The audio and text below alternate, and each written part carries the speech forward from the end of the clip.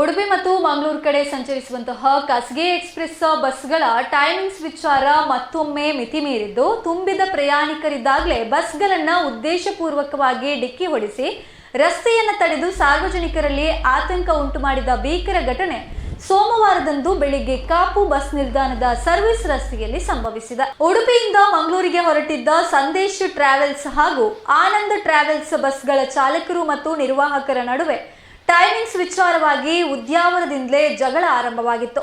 ಬಸ್ಗಳು ಕಾಪು ತಲುಪ್ತಾ ಇದ್ದಂತೆ Sandesh travels bus Kapu service ರಸ್ತೆಯ ನಿಲ್ದಾಣದಲ್ಲಿ ಪ್ರಯಾಣಿಕರನ್ನ ಹತ್ತಿಸಲು ನಿಲ್ಲಿಸಿತು.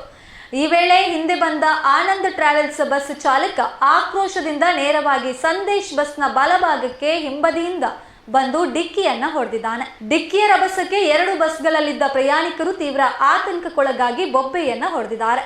ಅಪಘಾತದ ಬಳಿಕ ಚಾಲಕರು ರಸ್ತೆಯಲ್ಲೇ ಬಸ್ಗಳನ್ನ ಅಡ್ಡಲಾಗಿ ನಿಲ್ಲಿಸಿ ಪರಸ್ಪರ ಜಗಳವಾಡಲು ತೊಡಗಿದ್ರಿಂದ ಸುಮಾರು 15 ನಿಮಿಷಗಳ ಕಾಲ ಕಾಪು ಸರ್ವಿಸ್ ರಸ್ತೆಯಲ್ಲಿ ಸಂಚಾರ ಸಂಪೂರ್ಣ ಅಸ್ತವ್ಯಸ್ತಗೊಂಡಿತು.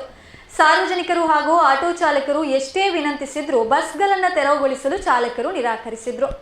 ಬಳಿಕ ಸ್ಥಳೀಯರು ನೀಡಿದ ಮಾಹಿತಿ ಆಧರಿಸಿ ಸ್ಥಳಕ್ಕೆ ಧಾವಿಸಿದ ಕಾಪು ಪೊಲೀಸರು 2 ಬಸ್ಗಳನ್ನು ವಶಕ್ಕೆ ಪಡೆದು ಠಾಣೆಗೆ ಕೊಂಡೊಯ್ದಿದ್ದಾರೆ. ಕಾಪು ಸರ್ವಿಸ್ ರಸ್ತೆಯಲ್ಲಿ ಎಕ್ಸ್‌ಪ್ರೆಸ್ ಬಸ್ಗಳ ನಿರಂತರ ಕಿರಿಕಿರಿಗೆ ಬೇಸತ್ತಿರುವ ಸಾರ್ವಜನಿಕರು ಸರ್ವಿಸ್ ರಸ್ತೆಯಲ್ಲಿ ಎಕ್ಸ್‌ಪ್ರೆಸ್ ಬಸ್ಗಳ ಸಂಚಾರವನ್ನು ತಕ್ಷಣವೇ ನಿಷೇಧ ಮಾಡಬೇಕು ಎಂದು ಆಗ್ರಹಿಸಿದ್ದಾರೆ.